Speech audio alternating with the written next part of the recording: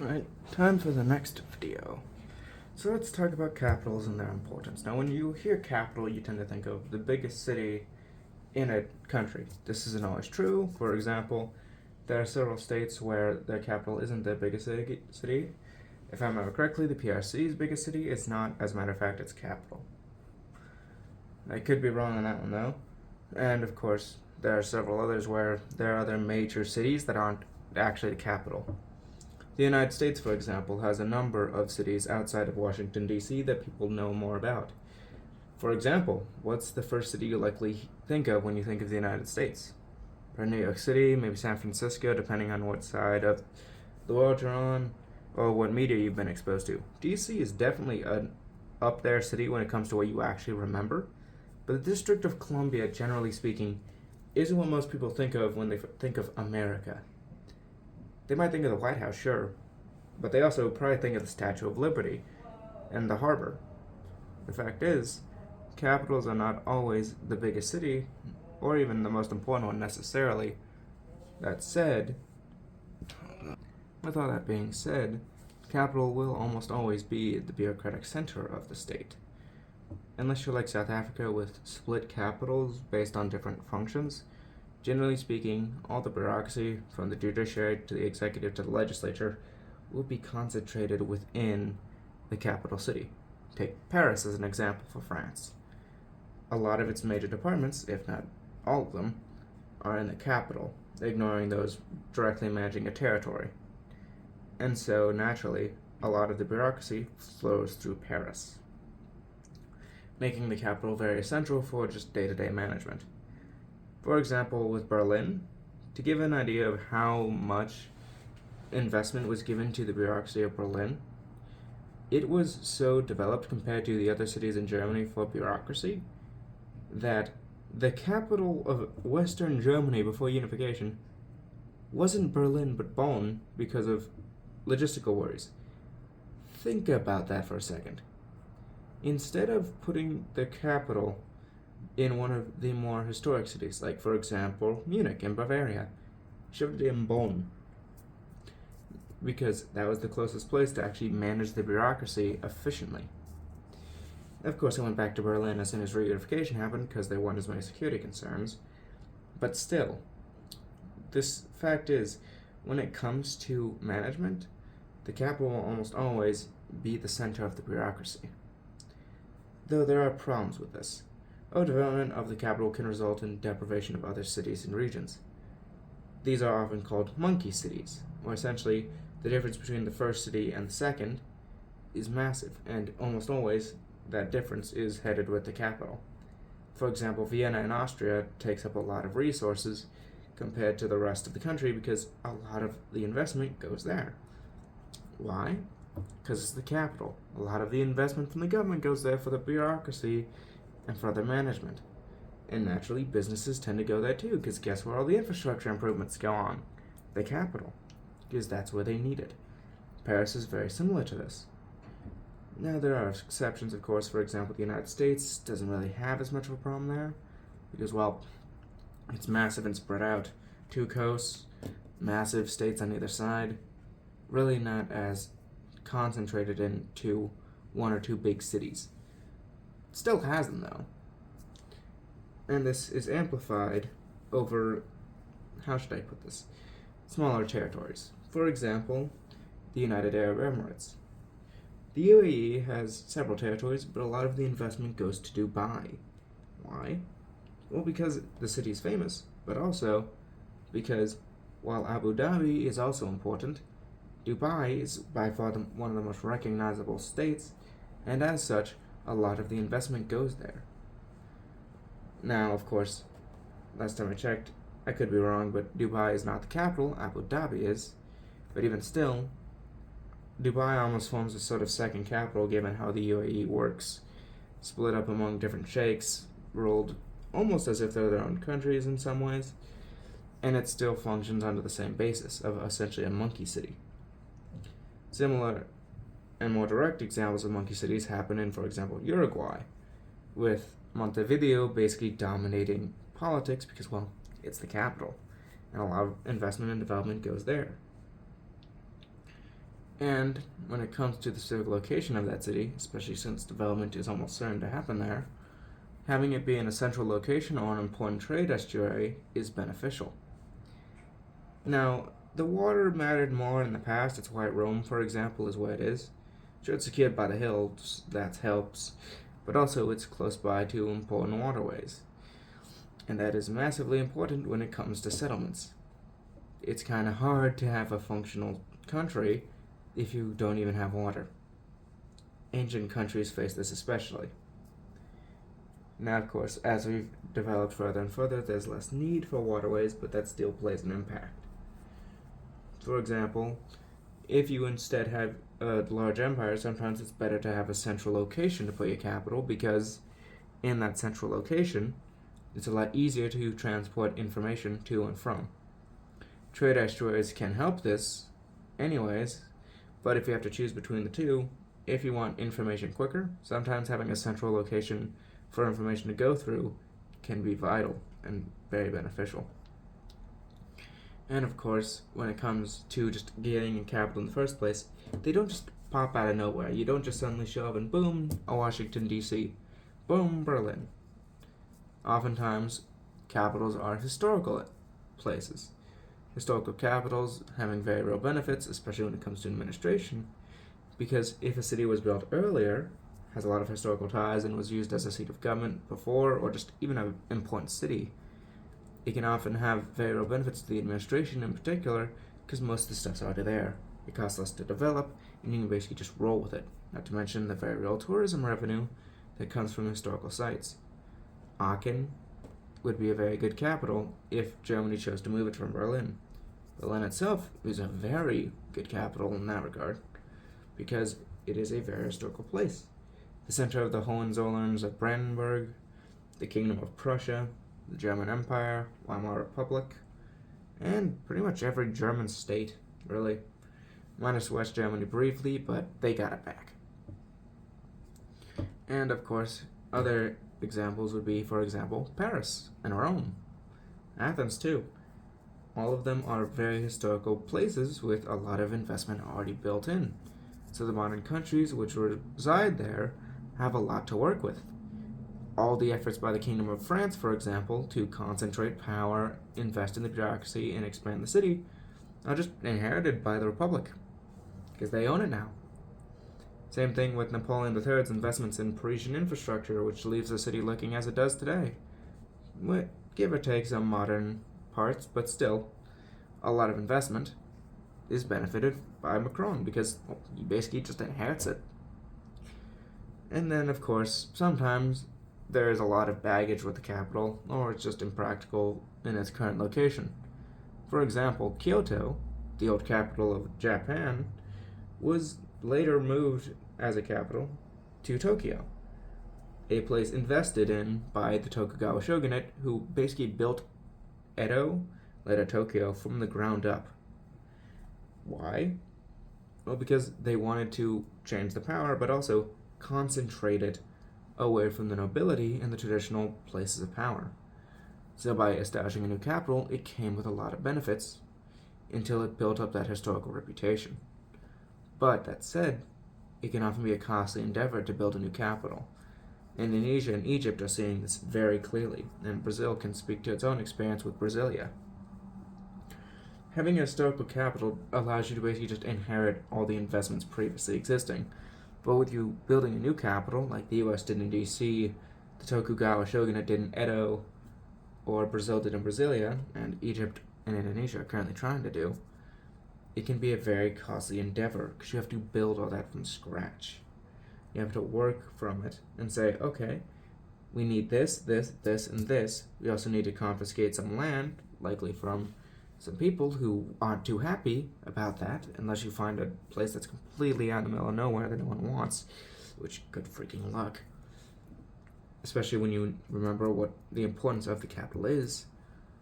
Combine all that with the corruption that could very well happen, and it's honestly almost guaranteed to happen, and the fact that you need to get people in there, which is a task in and of itself, and all these factors, and just building a new capital is a very, very difficult prospect. It's not impossible. As stated, several countries have already done so. Washington, D.C. is a classic example. So is Tokyo. But it's very difficult to do. And if you're in a very corrupt country, especially, good luck. Sure, you don't have as much ties to the old ways because you're not in the old seat of power, so you can sort of move the people you trust to the new capital and get rid of the corrupt ones.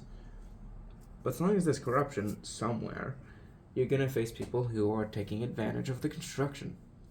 Remember, it's a costly endeavor to build a new capital, so that means a lot of money flowing through hands. And if the hands are sticky, well, then you're not going to get all that money going to where it needs to go. Things can get overrun, budgets can grow beyond repair, and things can get worse and worse. Unironically, sometimes sticking to the old capitals, even if you don't like them, like say Batavia, now Jakarta, or Cairo, legitimately can be better. Purely on the basis of, even if it's not perfect, it's still there and functions. Building a new capital, especially when you have bigger issues, is not the best. For example, in the United States, the reason we built DC in the first place was not because we didn't have other issues, but rather they weren't our main priority. Our main priority was centralization and concentration of power. Basically trying to figure out, okay, how are we going to organize this country? How are we going to split up influence? Previous capitals, New York and Philadelphia, really didn't serve their purpose because they were considered too northern, and so it would be considered putting power in the northern states. So as a way to separate the federal government, Washington, D.C. was specifically carved out to be a capital region, not tied to any states, but more importantly, it was placed smack dab in the center of the Atlantic coastline of the United States. And it was right next to Virginia. In fact, interesting stories from the Civil War, you could straight up see Jefferson Davis's house from D.C. Why? Because he was a Virginian. It's right freaking there. And although the Virginia section of D.C. was eventually returned to the state of Virginia, Washington, D.C. itself was still functioning in its purpose to essentially take that power away from the north and south and just say, hey, neutral zone, this isn't a northern or southern thing, this is just a new place, run by the Senate, and the federal government as a whole, really. But that was the idea, was, alright, we have two capitals in the north, historical places, the south wants a compromise, so they made a compromise. Of course, the banks still existed in the north, kind of how banks work, and so the north still had influence, but the whole idea of it, fundamentally, was, how do we compromise politically? Brasilia, I'm afraid I don't know too much about it, so I can't elaborate further on it. But I can elaborate on Edo, as mentioned previously. See, Edo, and what would later become Tokyo, same place, was built basically by the shogunate to concentrate power away from the emperor, and more importantly, from the nobility. The emperor had already been pushed to the sidelines up until the Meiji Restoration happened after the Tokugawa shogunate. He'd already been taken out of power by previous shogunates. The previous shogunates with the Oda and Ashikaga, I might be forgetting a few, most definitely am. Regardless, the previous shogunates, although they concentrated power in themselves and daimyo, didn't take it completely for themselves. As stated, regional warlords, daimyo, still had a lot. So the idea of Edo was, okay, the emperor can stay in Kyoto. We don't care about him. He's already been taken off the board. But these new nobles, the daimyo, and all the others need to bow to us. So how do we reduce their power? Well, if we build a new capital and tell them they need an estate there, and they need to travel to our new place every single year for about 6 months, well then guess what? They lose a lot of their power, and in order to gain favor, they have to spend money to build a new capital. They have to invest in it and make it grow, conveniently saving the state a lot of money, weakening the nobility, and concentrating more power. essentially, the capital itself was used to disempower all the local leaders, in a similar manner to Versailles effectively did for the French, which I'm not going to go into because that's still Paris now, so it's not really that big of a deal. But this is something to keep in mind. When it came to the Tokugawa shogunate, they were trying to concentrate power. They had already closed off their doors. They weren't trading with anyone, minus the Dutch and a bit of China, and they most certainly weren't going to go to war after the Korean debacle of the Imjin War. So their only real problem was concentrating power and making sure the shogunate worked. They had other issues, but they were minor. They didn't really have as much corruption problems because, well, the person who literally ruled the country was a warlord, and he had concentrated power from a lot of other warlords who were very close. I don't think you're gonna screw with the tax collectors when the dude who's sending them has a sword and an army ready to stab you if you try. And so, by doing so, and building the new capital, they were able to concentrate power, and they weren't as worried about corruption because, well, who exactly is going to screw with the guy with the most power in Japan? Unless they're really, really insane. But that's the thing. It can't have big issues going on at the same time. The US had issues, yes, during the construction of DC, but they weren't big issues. Indigenous tribes, not as big issues as one might think. Tecumseh was a worry, but let's face it, the United States military could have swept in. Difficult, yes, and with British assistance it would have been a pain, but the US did have the manpower to effectively overwhelm them. The thing is, it was still able to do it because they were minor problems. If the US instead had Jefferson and Hamilton constantly getting in corruption scandals and siphoning money away, as Jefferson accused Hamilton of, and as Jefferson arguably did with Callender, well then, good luck building DC because everyone involved in the cabinet would be siphoning money away from their own projects. And that's the thing for building a capital. You can do it, sure, but unless you have a few big issues going on, it's not the best decision. Historical capitals are just more efficient in the short term, and sometimes those savings in the short term can help in the long run. And when you have more pressing concerns, building a new capital really shouldn't be done. But I think I've yammered on about that part too much. Regardless, when it comes to capitals, they will always be important because, well, not only all these reasons, but also just they're usually one of the first things you think of when you think of a country. When you think of the United Kingdom, you think of London, Germany, Berlin, Paris for France, Madrid for Spain. Sure, if you're going there for a specific thing, like for example, someone might go to Florence in Italy, or try to visit Macedonia in Greece, you're going to go for there. Same as someone who wants to visit Constantinople, or as they call it, Istanbul in Turkey. You can have people who want to visit those places, and fine. But generally speaking, historical capitals are, well, historical.